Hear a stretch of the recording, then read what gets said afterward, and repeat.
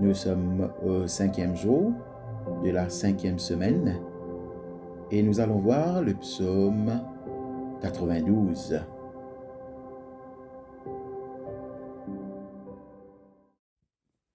It is a good thing to give thanks unto the Lord, and to sing praises unto thy name, O Most Highest, to tell of thy loving kindness early in the morning, and of thy truth in the night season. Upon an instrument of 10 strings, and upon the mute, upon a loud instrument, and upon the harp. For thou, Lord, hast made me glad through thy works, and I will rejoice in giving praise for the operations of thy hands. O Lord, how glorious are thy works!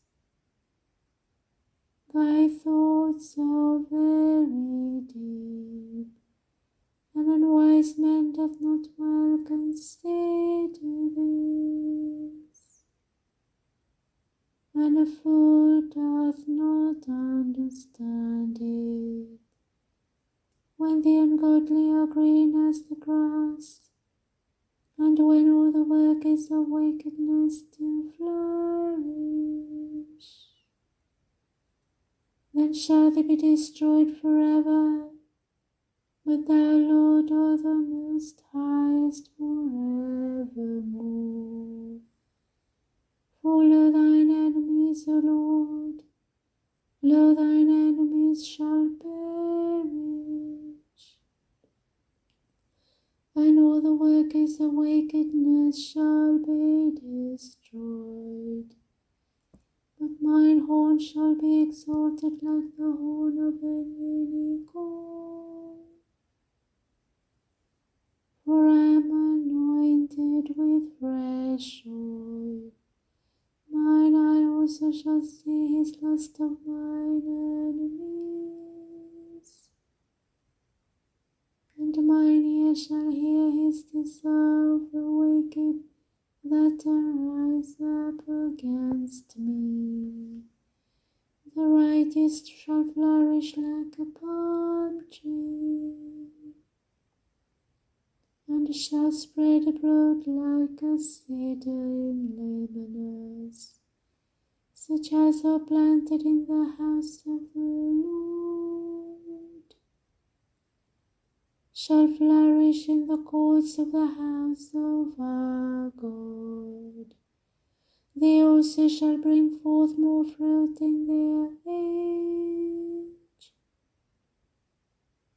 and shall be fat and well like it, that they may show how true the Lord my strength is, and that there is no unrighteousness in him. Glory be to the Father, and to the Son, and to the Holy Ghost, as it was in the beginning, is now, and ever shall be, world without end. Amen.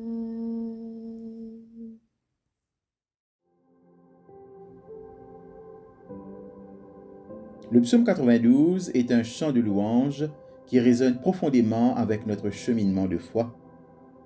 C'est un puissant rappel de l'amour inébranlable et de la fidélité de Dieu, qui est source de réconfort et de force dans notre vie. Ce psaume, souvent appelé chant pour le sabbat, nous invite à réfléchir sur la beauté de l'adoration et la joie d'être dans la présence de Dieu. C'est un appel à reconnaître les œuvres du Tout-Puissant et à y répondre avec gratitude et louange.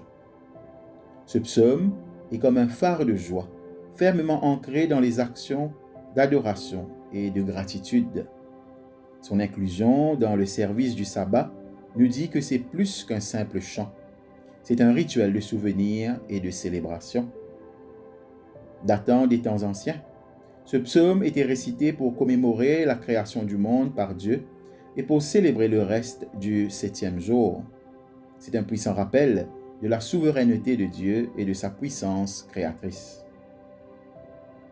La relation profonde de David avec Dieu transparaît à travers les versets, mettant en valeur une vie profondément liée à la dévotion spirituelle et à l'adoration de Dieu. L'utilisation d'instruments de musique mentionnés dans le psaume indique son utilisation liturgique dans le culte du temple.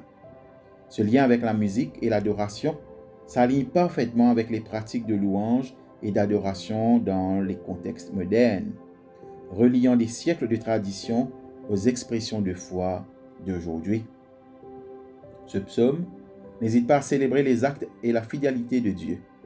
Il établit une feuille de route pour imprégner notre marche quotidienne de gratitude, de reconnaissance, de la grandeur de Dieu et de la promesse de notre épanouissement spirituel.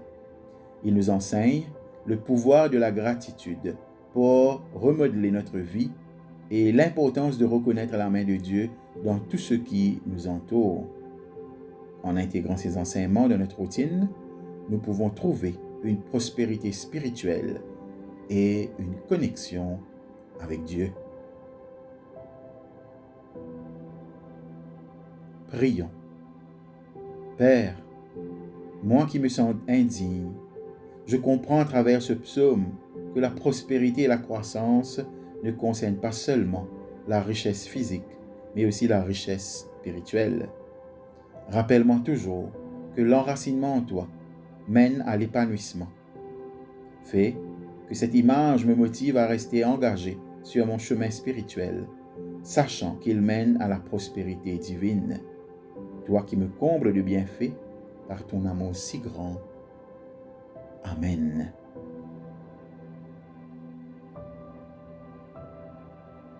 Piste de réflexion. Pensez-vous que le psaume 92 peut transformer la vie quotidienne?